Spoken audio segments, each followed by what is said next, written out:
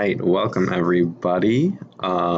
These are the video notes for atomic models and the electromagnetic spectrum.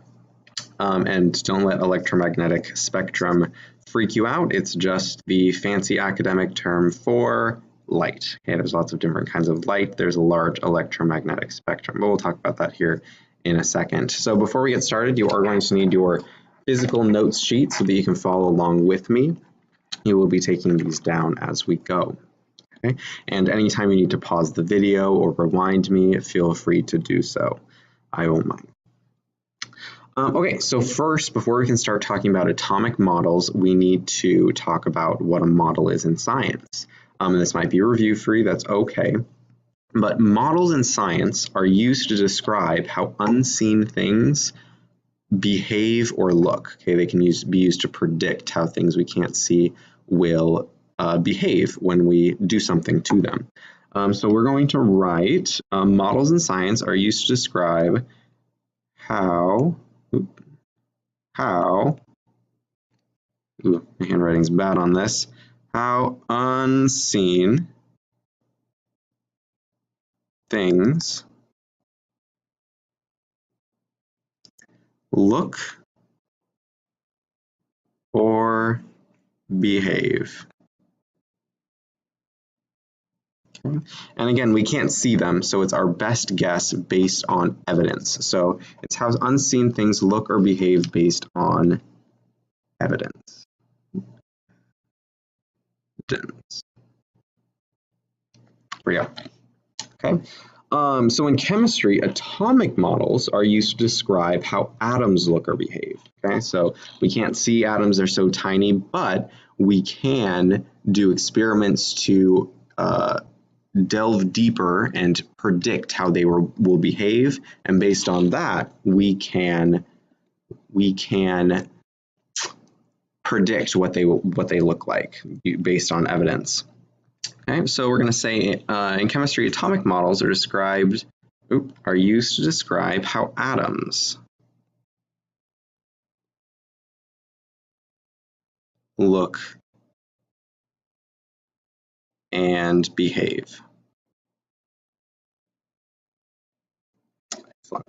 Okay, and what's really important about models in science is that they change. So they change based on new evidence. So let's say we have a model of something, we think it looks like this, and we do an experiment, and we get either new data or evidence that contradicts our previous model. We need to change it, okay? And so these models can change when there is new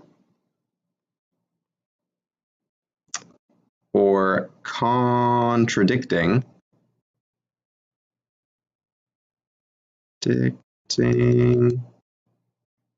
evidence. There we go. Any new or contradicting evidence. And contradicting just means it goes against what you think you know. Okay, and we're going to do we'll go through a couple examples of just that with the atomic model. So if you go down here, we've got several models of the atom throughout history. So the atom did not always we did not always think it looked the way we think it does now. For example, long time ago, don't remember exactly how long ago, we had Dalton's model. And what Dalton's model said was that the atom was just a sphere. Okay, so elements were spheres and they looked different. So these spheres looked slightly different from all the other atoms or spheres of elements of different kinds. But they were just solid spheres. So the main feature of Dalton's model was that they were identical. Come on.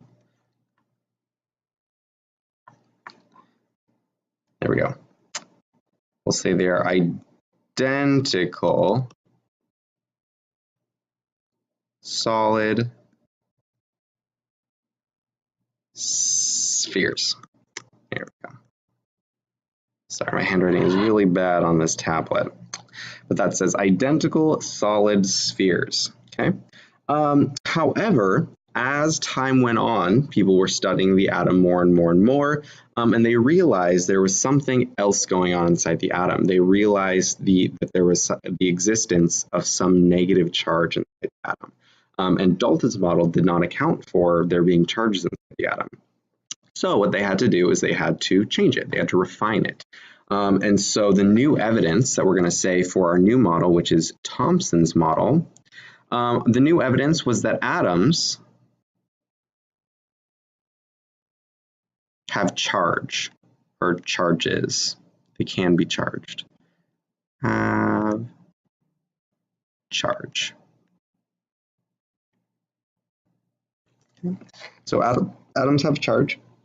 And that led the way to a new model of the atom that accounted for those charges. And so what Thomson's model included was it was still a sphere, but instead of a solid sphere, there was a couple of different parts. So one part were that there was small electrons floating around inside of that atom. And what they were floating around in was this positively charged goo. So we've got negatively charged particles floating around in some kind of soup of positive charge. So we're going to say the main features of Thomson's model. This is sometimes called the plum pudding model because there's like the electrons are like raisins floating around in pudding. It's gross. So the features of the Thomson's model is that there are small electrons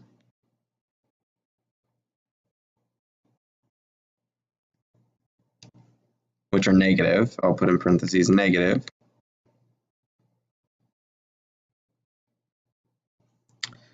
Floating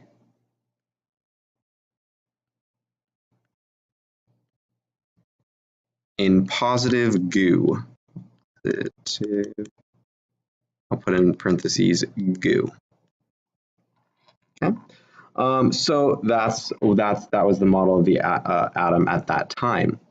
However, again, as time went on, people were studying the atom more and more, and they found evidence that didn't quite fit with that model. Okay, and in science, we always have to change a model if it does not fit the evidence. Okay, so we have to change it so it does fit the evidence. So this new evidence was found by a guy named Rutherford. What he did is he took a very thin sheet of atoms. The atoms happened to be gold. And what he did is he shot positive particles at them, just positive. They were helium nuclei from a radioactive piece of material. And he shot it at them, shot it at this very thin piece of gold foil. And he predicted that if there was a positive goo in this atom, then they would just bounce right off of the positive goo because positive and positive will repel each other. But that's not what happened. What happened is instead, a lot of the positive particles went right through that gold foil, that solid sheet of gold foil. And he was like, huh, well, that's weird. Only a few of them bounced off. So he said, the positive charge in the atom must be confined to a very small space. That's why the positive charges will miss most of the time, but only occasionally bounce off. And so this positive particles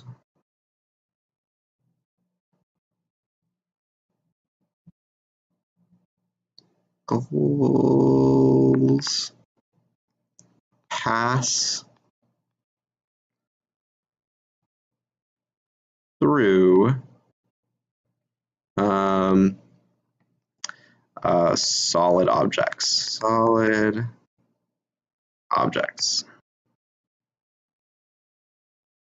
Okay, so he found that positive particles pass through a solid sheet of gold foil. And so he proposed a new model of the atom where that positive goo was not goo floating around, it was condensed and a very small part of the atom right smack up in the middle, which we call the nucleus. So the new model that he proposed had a small, dense nucleus and electrons, those negative particles, he still kept, right, in his model, but they were orbiting the nucleus, okay? And so the features here, small, dense nucleus, small, dense positive nucleus.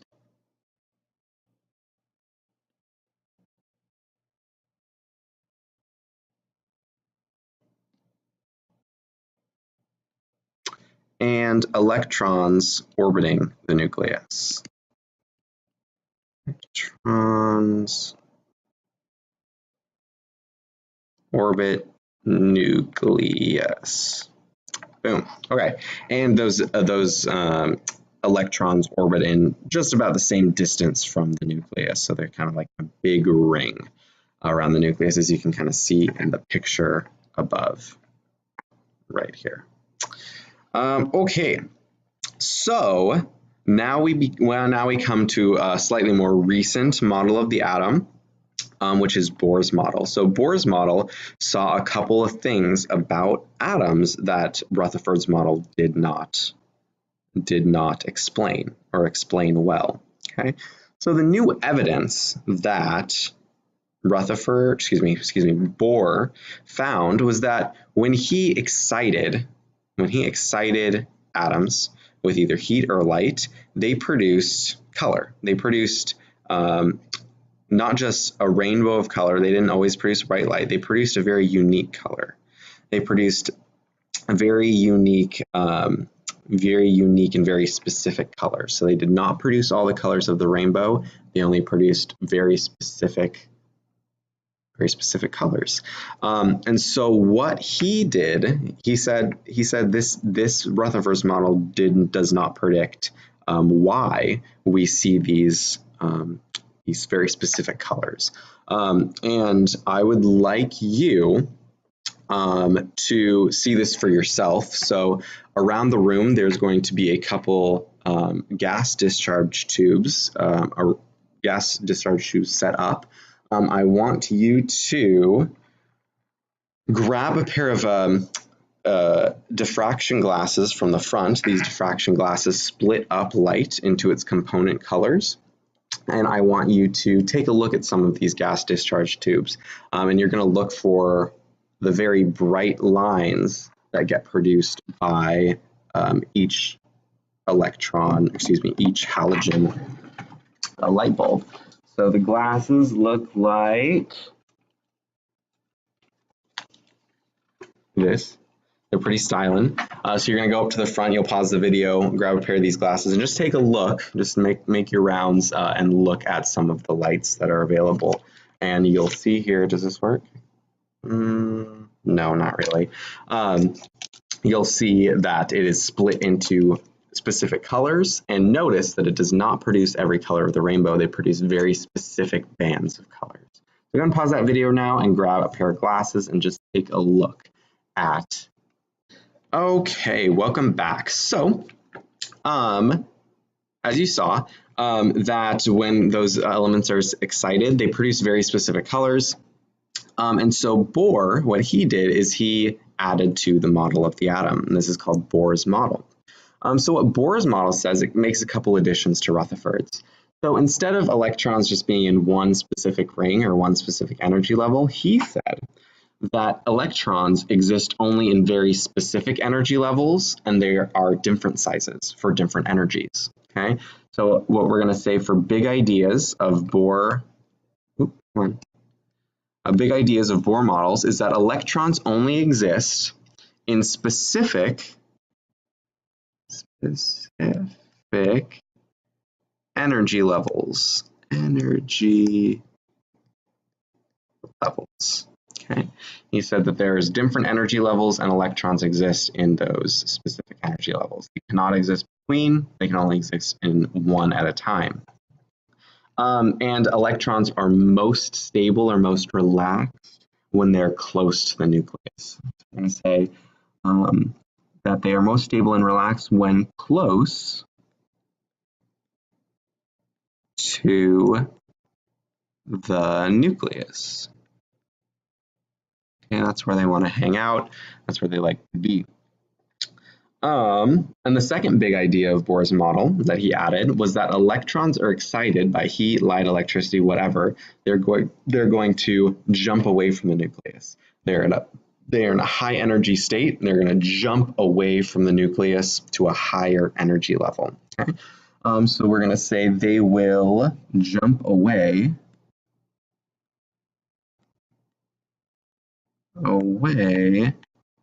from, we're out of room. Jump away from the nucleus to a higher energy level. Perfect. And then the third big idea of Bohr's model is that he said when electrons are now relaxing back down to the nucleus, what happens is that extra energy has to go somewhere, and it's released in the form of light. So we're going to say when electrons relax and fall back down to a lower energy level closer to the nucleus, they release, ooh, come on.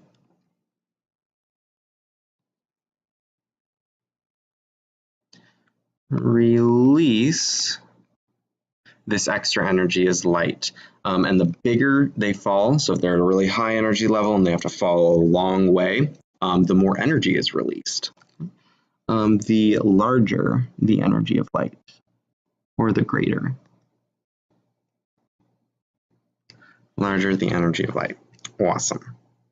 Okay, so look at this diagram up here. It shows that there are very specific rings, and the electrons can jump between those rings. And when they go from a high energy level to a low energy level, they release this squiggly thing that we call, or we see as light. Okay. So before we get too more in depth about the Bohr model, we need to talk about what is light. This might be a little bit of review for some of you. However, I want to make sure we're all on the same page. So what is light? If you want to scroll down to the next page. So light, as we said before, is produced when an excited electron falls back down closer to the nucleus and releases that extra energy. It just happens to come out as light. Light has properties of both a particle, which we call a photon, and a wave. So you can almost imagine a particle, and it's moving along in space along a wave-like pattern. And so we're going to draw that real quick. We're going to draw a wave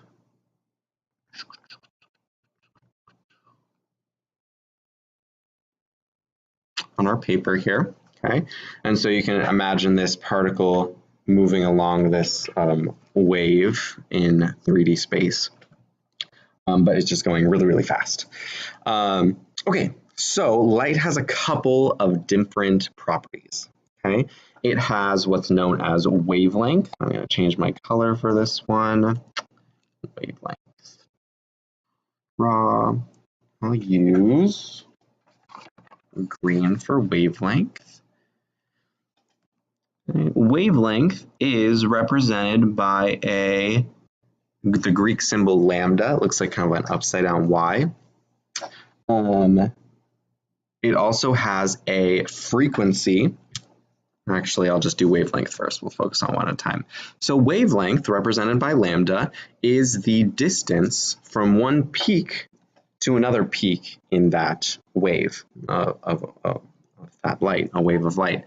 So, for example, if I was to look at this peak and I was to look at this peak, the distance between these two peaks, that's a pretty straight line, is called the wavelength, or the distance is the wavelength. So I'll label that wavelength.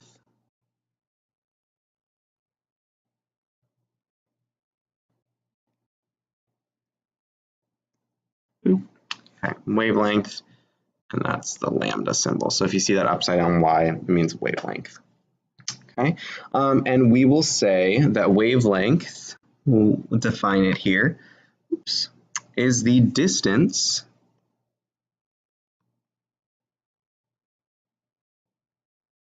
between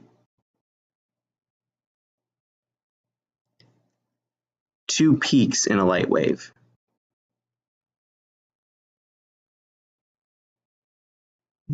A light wave. Okay. The weird thing about this, I'll tell you about it later. Let's go on to frequency next, before we get too far into that. So the next one is frequency. I'll change my color for this one. I'll use red. So I'm going to use thicker red. Let's see how that works. So frequency is the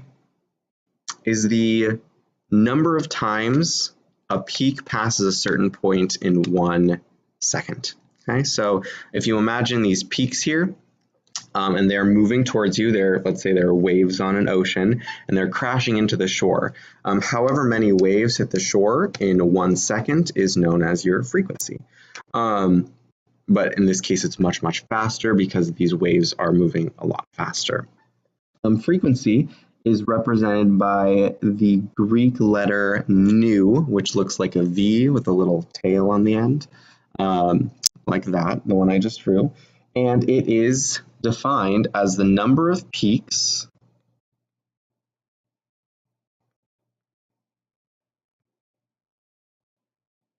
that pass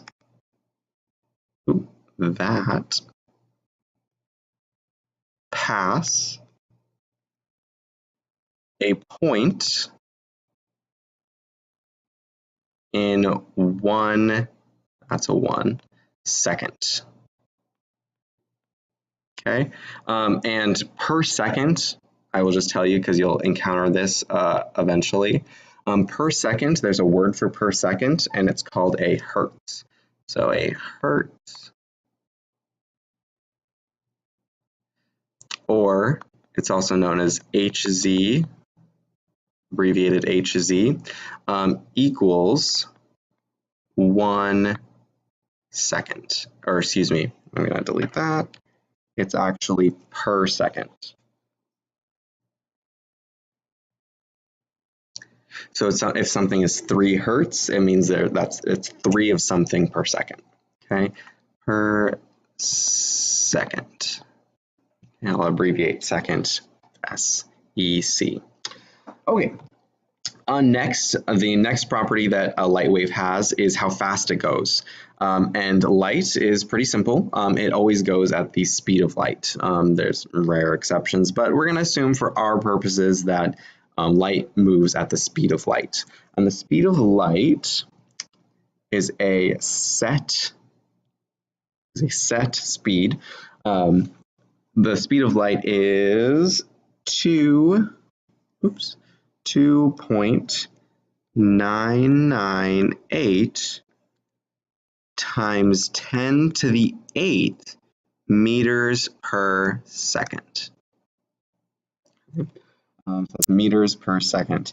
So it's very fast. Light moves very, very fast, which makes sense. So it's 10 to the 8th. And the abbreviation for the speed of light is c. Just a lowercase c. Okay. So these are the main properties of light: wavelength, frequency, and how fast it goes, the speed of light. And all of these 3 are related with an equation that you will need to be able to use because it's on your AP equation sheet. If you take a look at your AP equation sheet, I have mine right here. I don't know if you can see that. You probably can't. It might be backwards. Now I want to look under atomic structure. The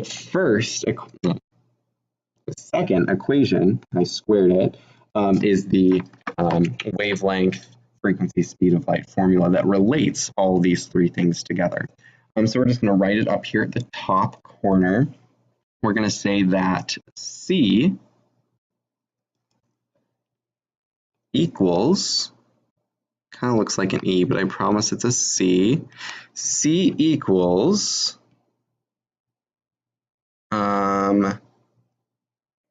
frequency, which is the Greek letter nu, times wavelength. Okay, so if you are always given speed of light, if you don't have it memorized, it is on your equation sheet as well. It's given to you. I pointed an arrow to it. I can't see it, but this is the speed of light. So that's given to you on your AP exam. So if you know either wavelength or frequency, you know 2 out of those 3 variables, you can solve for the third. And we will do some practice here in just a few minutes. Those are the 3 properties of light. The last thing I want to talk about before we move on to light, before we move past light, is the energy of a photon. So we can actually measure the energy of just one single photon using a very specific equation. So I'm going to turn back to black. All right.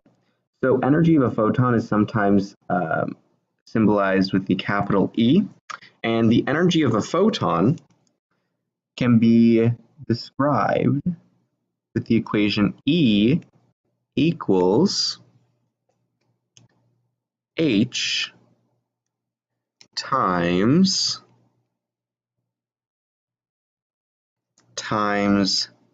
V, or frequency.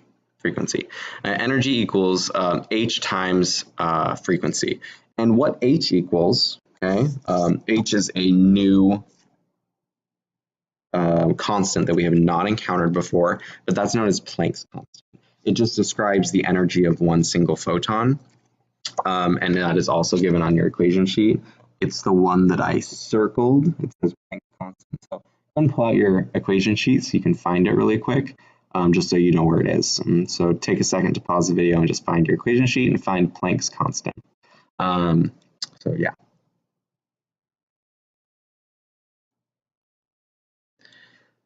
So when you find Planck's constant, it is 6.626 times 10 to the negative 34 joules per second. It's a very, very small unit of energy, or it's a very small constant. That's because a photon does not take a lot, or does not carry a lot of energy. Okay. So if it ever asks for the energy of a photon, you'll be using that equation. Energy equals Planck's constant times the frequency of that specific wave of light. Okay. The reason we care to talk about light and its very specific waves and its frequencies is because depending, if we go scroll up, depending on the wavelength tells you what color or what type of light it is. So if you take a look at this graph here, we have a spectrum, or a, we go from small wavelengths to large wavelengths. And what is over here are your really, really small wavelengths, and over here your really, really long wavelengths. Notice the distance between those peaks. They get larger and larger and larger and larger. The distance between those peaks tell you the wavelength, and it will also tell you the color or type of light. So the ones that are really, really, really close together, the waves are really, really close together, those are known as gamma rays. They're very, very high energy type of light. And then as we go, as we get wider, we go to X-rays and then ultraviolet rays, which are still, all of those are pretty dangerous types of light. Ultraviolet's a little less dangerous, but it'll still damage your skin. That's what a sunburn is.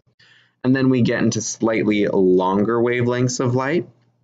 And this is the visible spectrum. So our eyes pick up these kinds of, this wavelength of light. We can receive this wavelength of light. And that's from 400 nanometers to 700 nanometers. So a nanometer is, there's 1 times 10 to the 9th. So that's there's a billion nanometers in a meter. So it's very small still, but the smaller wavelengths in the visible spectrum are closer to purple, and the larger wavelengths are closer to red in the visible spectrum. As we get wider and wider, we get to the infrared spectrum, which we can no longer see, but some animals can see a little bit into the infrared spectrum. And then we get into radio waves, which are super, super long. Okay, those ones are like the size of mountain ranges between the wavelengths. They're still going very fast, but the particles, or excuse me, the photons are their wavelengths are very, very large. They're very far apart. Okay. The one thing I want to point out about that is that, and it's counterintuitive, as the wavelength of a wave of light, as the wavelength decreases, so as it gets smaller and smaller and smaller and smaller, a lot of people are like, oh, well, if it's getting smaller, that means the energy of the light has to be getting smaller as well. But if you take a look back up here, right, at the gamma rays, those are the really high energy types of light. And so as wavelength decreases, or the waves get closer and closer together, the energy of light will actually increase, right? So we're going to say as the wavelength of light decreases, or they get closer together, decreases, okay, As that decreases, the waves are going to come faster and faster and faster. So if the waves are this far apart, you can think of like waves on the water. If the waves are very, very close together, they're going to hit you with lots of frequency, or it's going to be very frequent. The frequency of light increases. And the energy of that light is going to increase as well. It's because there's those photons are hitting you more frequently. It's more damaging. It hits you with more energy. Okay? So we're going to say, and the energy of also increases. Okay.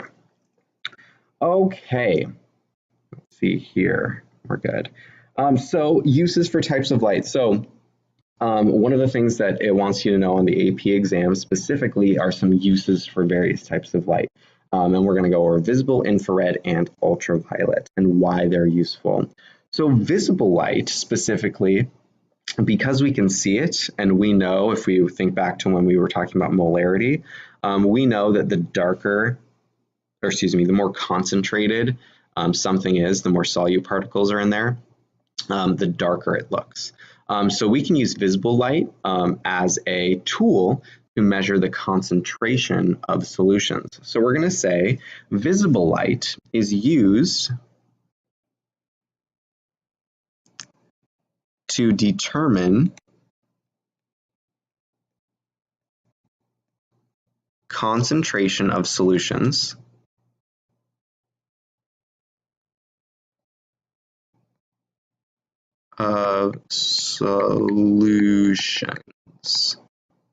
Bam. Okay, we're just going to say that because we can see it, we can perceive it. It's used to determine how concentrated something is. And we're going to talk a lot about that tomorrow and the next day.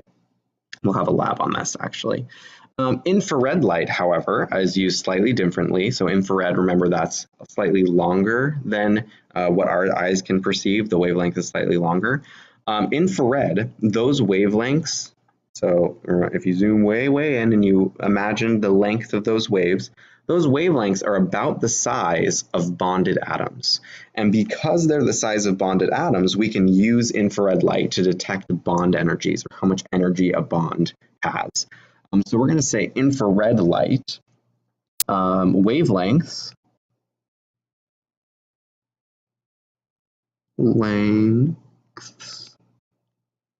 length, I spelled that wrong. Wavelength. Why can I not spell this way? There we go.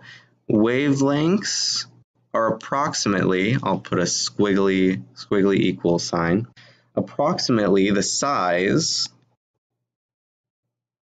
of bonded atoms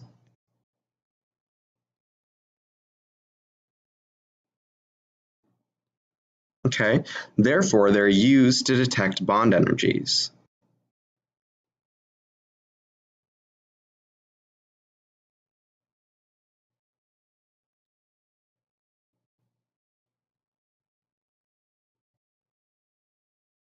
Okay, and then we'll go to ultraviolet light. So ultraviolet, these wavelengths are very close together. They're closer together than visible, and our eyes cannot pick those up.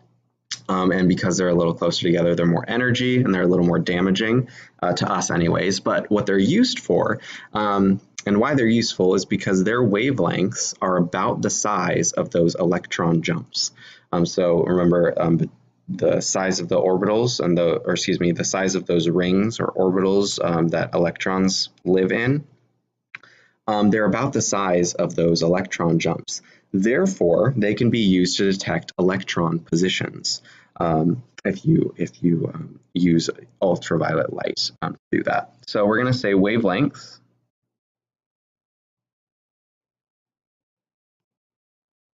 are about the size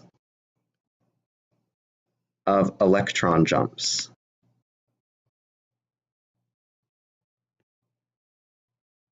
And therefore, they can be used to detect electron positions.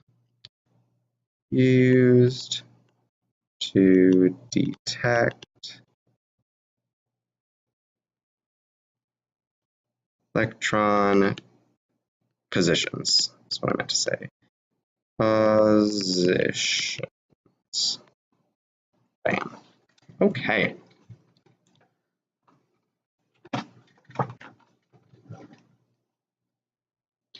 Okay, onto this last page. So, in this last page, we're going to do a little bit of practice.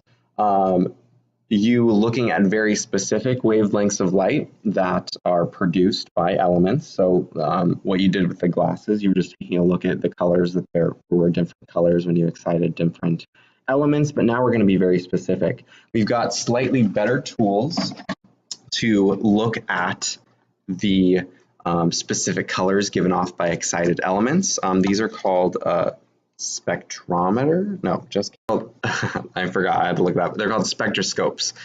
These guys are used to very precisely look and detect the colors emitted by excited elements. So instead of having glasses where the colors are kind of mixed together, these produce very specific bands, and they actually have a little ruler in there that tells you the very specific wavelengths that are given by each element.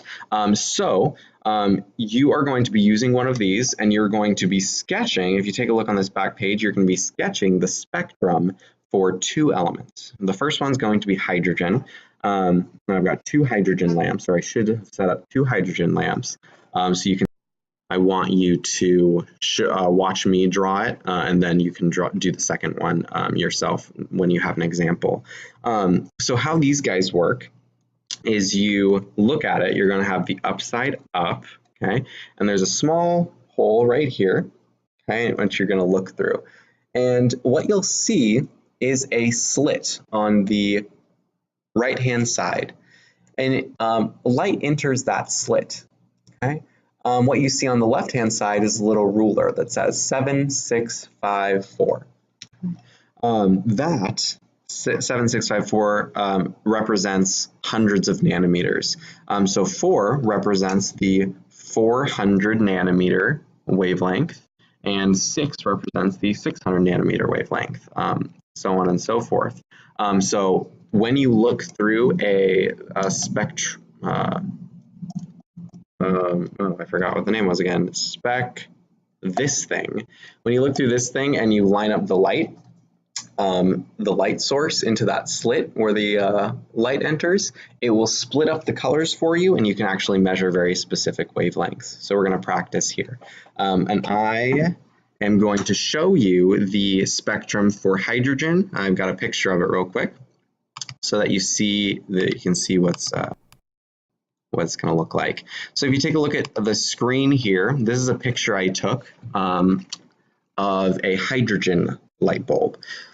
So you'll notice here on the left-hand side that there's a slit and there's pink light coming through.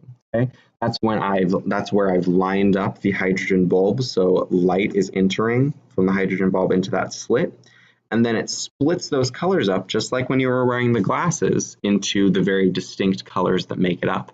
So you can see the very distinct red and blue lines, and those represent about, I'm going to say 675 nanometers for red, and blue is just about exactly 500 nanometers. If you trace a line down to the numbers, you can see how many nanometers that wavelength of light is.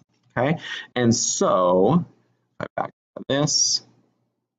And so how you would draw this on a spectrum, and by the way, a spectrum is just the academic term for that splitting up of light. How you're going to draw that spectrum is you are going to either take a pencil or a colored pencil. I'm going to use color because I can. And you are going to draw those colored bands on this spectrum. Okay, so for example, I saw a line at about 5, which means 500 nanometers. So I'm going to draw a blue line right here. Okay, and I'm going to label it 500 nanometers. Okay, 500 nanometers. I also saw a red line at about, I'm going to say, I'll put colors here. I saw a red line about right here between 7 and 6.5, which means it was between 700 and 650 nanometers. So I'm going to say that this red line was at about 675 nanometers. Okay. And just for clarity's sake, I'm going to say that this was, the example was from hydrogen. I'm going to put an 8 for that one. Okay. What you're going to do is you're going to practice yourself. You're going to take a spectroscope and you are going to look at one of the lights around the room and you're going to draw the emission spectrum of that light. There should be somebody around to help you if you can't figure this out, and she'll be happy to help you because I can't, because I am a video. If you can't quite get the light lined up in the slit, you can ask her to help, or if you can't quite read the bands, you can ask her for help as well, and she'll show you how to do it. Just make sure the up is up and the down is down when you look through this. Okay, so go ahead and pause the video now. Take your paper with you and draw the spectrum and label how many, or label the wavelength for me. Okay, go ahead. Okay, welcome back. So hopefully you filled out a spectrum for a different emission, a different gas discharge tube, can't talk, and so you'll have something there. But we're going to scroll down real quick and we're going to practice with the hydrogen spectrum, okay? And when I say practice, what I mean is we're going to practice using the energy of a photon equation and the equation that relates wavelength to frequency, okay? So now that we've actually got some wavelengths, we can do some stuff with it. We can do some math problems with this. And so I'm going to do one with you. And then you'll do the last two yourself, okay? So if you scroll down to practice, it says pick one of the component wavelengths from example 1. So that would either be 650 nanometers or it would be 500 nanometers, okay? So I'm just going to pick 500 nanometers because it's a round number, okay? So it says pick one, and please calculate the frequency of a color with that wavelength. So we're trying to find out what is the frequency of a color with a wavelength of 500 nanometers. Okay. So how I'm going to do this is I'm going to need my equation that relates frequency and wavelength. And that is, I'll use black actually. That is C equals frequency times wavelength, okay? So we always know C. C is always going to be 2.998 times 10 to the 8th meters. Draw that 8 a little better. Meters per second. Okay. My frequency, or my new Greek letter, is my unknown, so I'll put a little question mark by it. And my wavelength, I do know my wavelength. Okay, so I'll put a little upside down y here, and that's going to equal 500 I'll just erase that, nanometers. Okay, so it really becomes a simple solve for x problem. There's only one slight kink in this problem, and that you have to, whenever you do these problems, you have to turn your wavelength from nanometers into meters. And that's a really simple conversion. I'll do that with you. So if we want to convert nanometers into meters, we have to know how many nanometers are in a meter. And so I'll write that up here. So in every 1 meter, 1 meter, there is a billion, or 10 to the 9th nanometers. Okay, and so if I want to do a conversion of this, I would need to set up my single step boxes.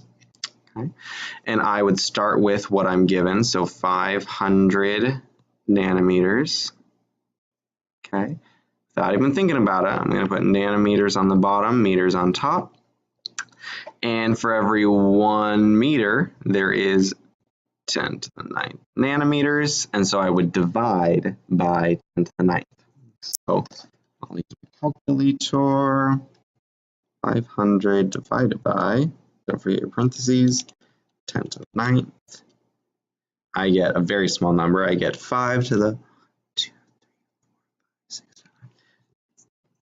I get 5.00 times 10 to the negative 7th.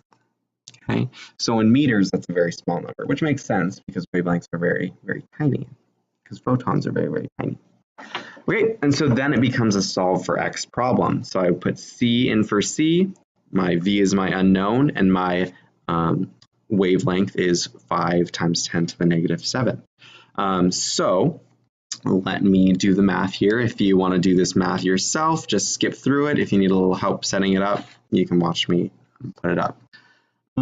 So we're going to say that, I'm kind of running out of room. That is okay. We'll do it up here. Up here. Okay. I'm going to say 2.998 times 10 to the 8th equals my unknown frequency times my known wavelength in meters. Sorry, I forgot my unit down here. That's 5.00 times 10 to the negative 7th. Okay. In order to get my frequency, V by itself, I need to divide both sides. I'll use a different color. Oops. There we go. I'll use red. I need to divide both sides by 5 times 10 to the negative 7th. And divide this side by 5 times 10 to the negative 7th. Okay, and when I do that math, I get 2.98 to the 8th divided by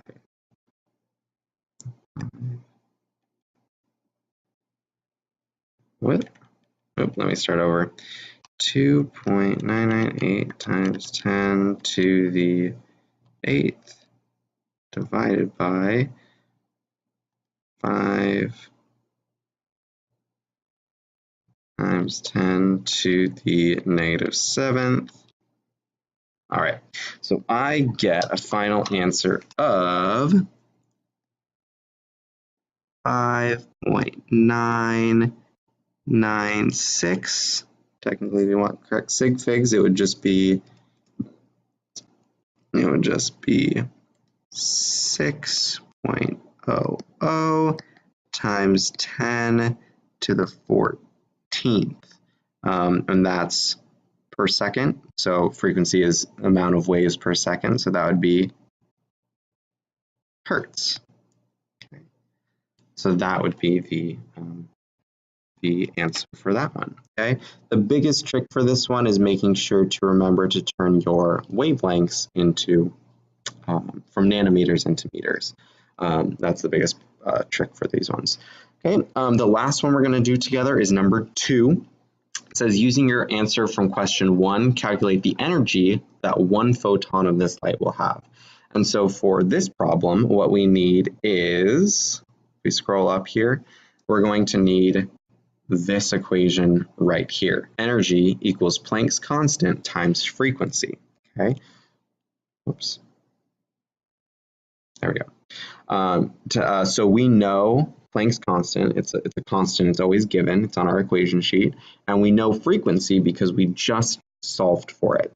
Okay, it's 6 times 10 to the 14th hertz. So we can solve for energy. So let's isolate our variables real quick. Let me first write down let's first write down our equation so we don't forget it. Energy equals Planck's constant times frequency, okay? Where energy of one photon is our unknown. We don't know that yet. H is Planck's constant. Looks like H is Planck's constant. And Planck's constant from our equation sheet is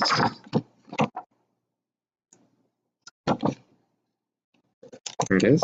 It is 6.626 times 10 to the negative 34. So a very small thing. Times frequency, which we just said was 6 times 10 to the 14th.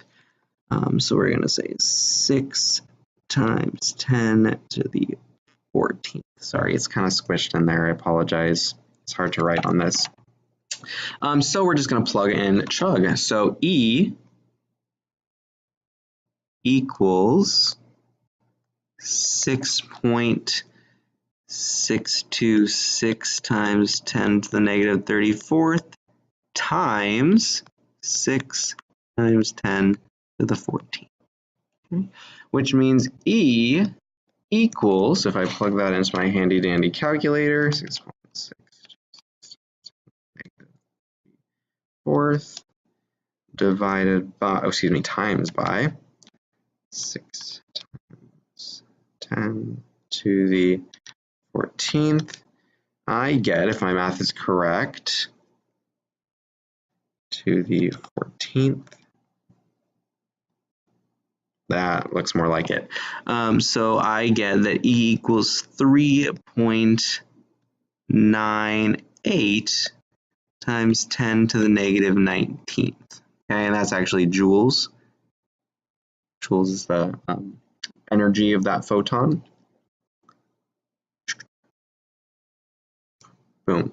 Okay, so that is how you would go from wavelength to frequency, and then frequency to a energy of a photon, a specific photon of one specific color of light. Okay, so if you have time, go ahead and practice 3 and 4. So you'll use a wavelength from the second example that you tried, from the second spectrum that you sketched. And it's the same kind of math, but you'll be using slightly different numbers based on your element spectrum. Okay, so go ahead and try that, and yeah, excellent job today.